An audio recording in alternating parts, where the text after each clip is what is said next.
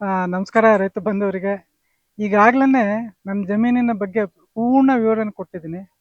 ಇದರ ಜೊತೆಗೆ ನಾವು ನಮ್ಮ ಜಮೀನಿಗೆ ಏನು ಊಟ ಮಾಡಿಸ್ಬೇಕು, ಏನು ಫೀಡ್ ಮಾಡಬೇಕು ಅನ್ನೋದು ಬಹುಮುಖ್ಯವಾದಂಥ ವಿಚಾರ.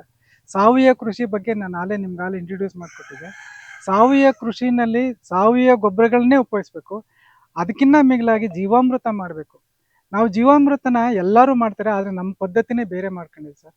ಒಂದು 10 kg ಗಂಜಲ, 10 kg ಸಗಣಿ, ಸೊ ಒಂದು 2 kg ಬೆಲ್ಲದ ಇದು, 2 kg ಇದು ಧಾನ್ಯದ ಪುಡಿ, ದ್ವಿದಳ ಧಾನ್ಯದ ಪೌಡ್ರು, ಮತ್ತು ಸ್ವಲ್ಪ ಸುಣ್ಣ.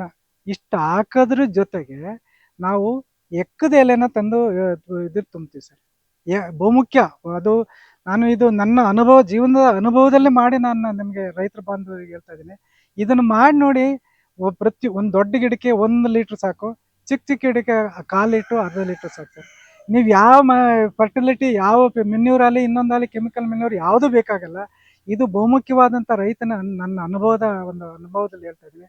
ಸೊ ಇದನ್ನು ಮಾಡಿದಾಗ ನೀವು ಭೂಮಿಗೆ ನೀವು ಅಮೃತ ನೀಡ್ತಾ ಇದ್ದೀರಿ. ನಾವು ಕೆಮಿಕಲ್ಸ್ ಹಾಕಿದ್ರೆ ಭೂಮಿ ಹಾಳಾಗ್ತಾ ಇದೆ. ಸೊ ಈ ಜೀವಾಮೃತ ನೀಡೋದ್ರಿಂದ ಭೂಮಿಗೆ ನಾವು ಅಮೃತ ನೀಡ್ತೀವಿ.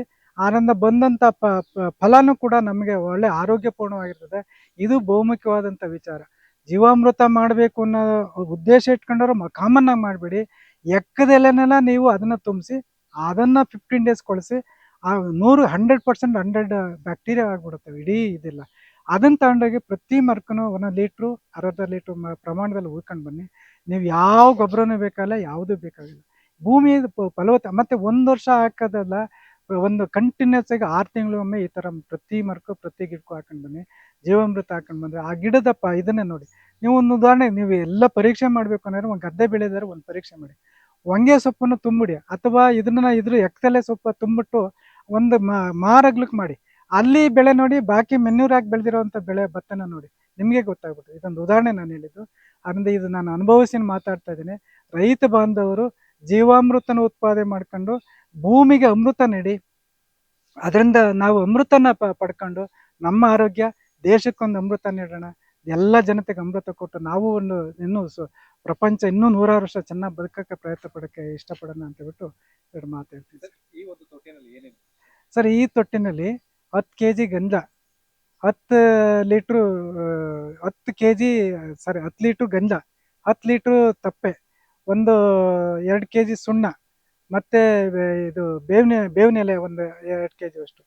ಇಷ್ಟು ಹಾಕೋರ ಜೊತೆಗೆ ಸೊ ಒಂದು 2 kg ದ್ವಿದಳ ಧಾನ್ಯ ಪೌಡ್ರು, ಒಂದು 2 kg ಬೆಲ್ಲ. ಇಷ್ಟು ಹಾಕೋರ ಜೊತೆಗೆ ಎಕ್ಕದ ಗಿಡನ ಒಂದು ತೆಕ್ಕೆ ತಂದು ಇಲ್ಲಿ ಕೊಳೆಗೆ ಹಾಕ್ತೀವಿ ಸರ್. ಇದರೊಳಗೆ ಕೊಳೆ ಹಾಕ್ತೀವಿ. 15 ದಿವಸ ಕೊಳೆ ಹಾಕ್ತೀವಿ. 15 ದಿವಸ ಅಂದರೆ ಒಂದು 15 ಡೇಸ್ಗೆ ಒಂದೊಂದ್ಸರಿ ಅದನ್ನ ತಿರುಗ್ತಾ ಇರಬೇಕು. ಸೊ ನಾವು ವೀಕ್ಲಿ ಒಂದ್ಸಾರಿ 7 ದಿವಸಕ್ಕೊಮ್ಮೆ ತಿರುಗುತ್ತಾ ಇದ್ರೆ ಸಾಕು. 100% ಬ್ಯಾಕ್ಟೀರಿಯಾ, ಅದು ಕಣ್ಣಿಗೆ ಕಾಣೋದಿಲ್ಲ, ಬ್ಯಾಕ್ಟೀರಿಯಾ ಉತ್ಪತ್ತಿ ಆಗುತ್ತೆ. ಆ 100% ಬ್ಯಾಕ್ಟೀರಿಯಾ ಆದಾಗ ಭೂಮಿಗೆ ಉಣಿಸಿದ್ರೆ ಅದೇ ಒಂದು ಅಮೃತ ಸರ್.